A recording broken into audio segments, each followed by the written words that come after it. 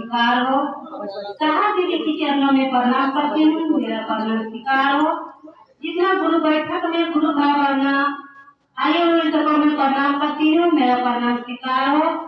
मंजी महोदय भैया की तरफ से चर्चा मिला, चर्चा देकर के मैं समझती हूँ।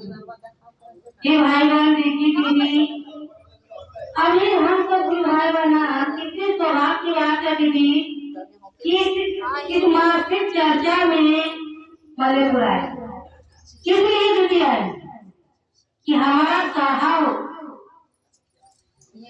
आज इतना सुंदर दो ये बांध दिए दीदी कि चर्चा के नाम पर सब गुरु भाई बहना दौड़ते हुए आते हैं कि नहीं हमारा साहब कहे कि आए चले सीखियो। देखिए दीदी हम और आप सब गुरु के शिव को गुरु माने हैं तभी नहीं आए दीदी।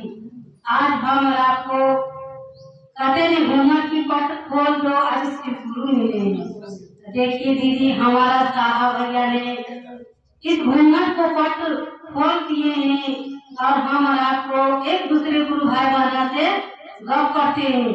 हमारा भैया कोई पहचानते थे कि पटौना वाला गुरु भाई है, मल्ले गुरु वाला गुरु भाई है, नहीं पहचान पाते थे। आज हम एक दूसरे से बात कर लेते हैं मोबाइल से कि भैया कब है महीन वाली चर्चा। देखिए दीदी किनको दया से हमारा साहब देवी की आशीर्वाद से हमारा साहब आज भी कहते हैं कि चले गए दीदी, लेकिन हमारा साहब हम और आपको पास है। आज नहीं हमारे पास रहते तो हम और आप नहीं आ पाते।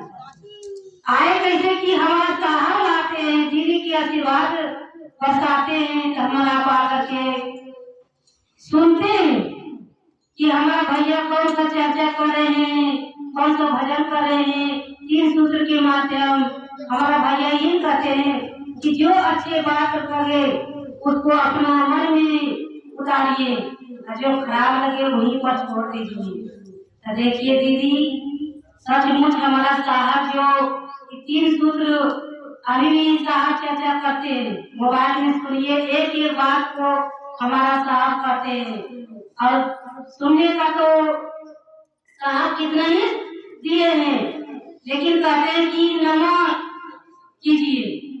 अभी हमारा साहब से जिज्ञासा आते आए हैं तो क्या नमन कौन करने के लिए बोला। हमारा साहब बोले कि हमने ही कहा नमन कीजिए, लेकिन सांस पर कीजिए, माला पर कीजिए, लेकिन खिचड़ी मत बनाइए।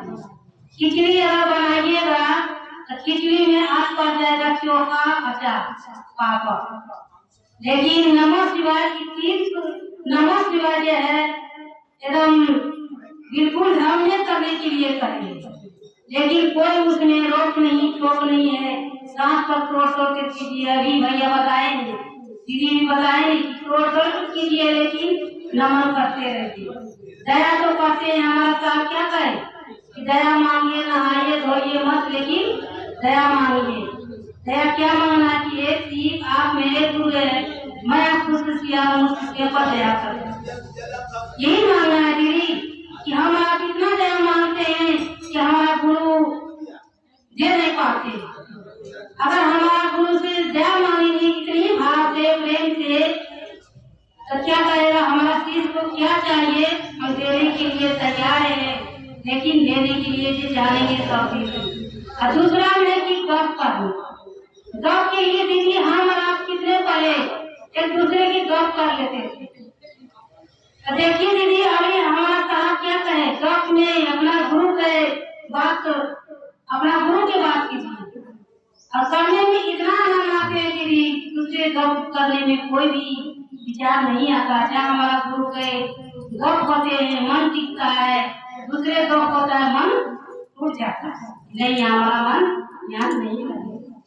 देखिए दीदी हमारा साहब तीन सूत्र दिए हैं, तीन सूत्र में हम आपको खड़ा रहना है और नहीं तो हम लोग पीछे रह जाएंगे।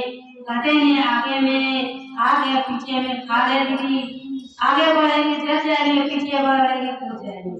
तो जाएंगे कहाँ दीदी। अभी हमारा आपको सीधे रास्ता चल रहा है, तो चलेंगे तो नहीं दीदी। हम आप यहाँ पर इस पावन धरती मल्लेपुर में क्या लेने के लिए आए? नहीं चाहते हैं हमारा भैया दूर दराज चले जाते हैं, लेकिन हम आपको भैया को मासिक चर्चा पर जो मल्लेपुर में होते नहीं जा पाते। तो देखिए दीदी, मन बनाए, मन बनाते हैं नहीं तो मन जीतते हैं हमारे दीदी साहब। इसी आशा विश्वास के साथ मैं अपनी वाणी को शिव गुरु की चरणों में प्रणाम करती हूँ, मेरा प्रणाम स्वीकार हो। साथ दीदी की चरणों में प्रणाम करती हूँ, मेरा प्रणाम स्वीकार हो। जितना गुरु बैठक में गुरु भावाना आए उन सबको मैं प्रणाम करती हूँ, मेरा प्रणाम स्वीकार। चलिए आइए थोड़ा चर्चा के हिसाब से लेंगे और चर्चा के लिए हमारे मलयपुर के उत्तम भाई आए और चर्चा लेकर अपने गुरु के चरणों में समर्पित रहेंगे समय देखते हुए। भाई उत्तम जो मलयपुर के हैं।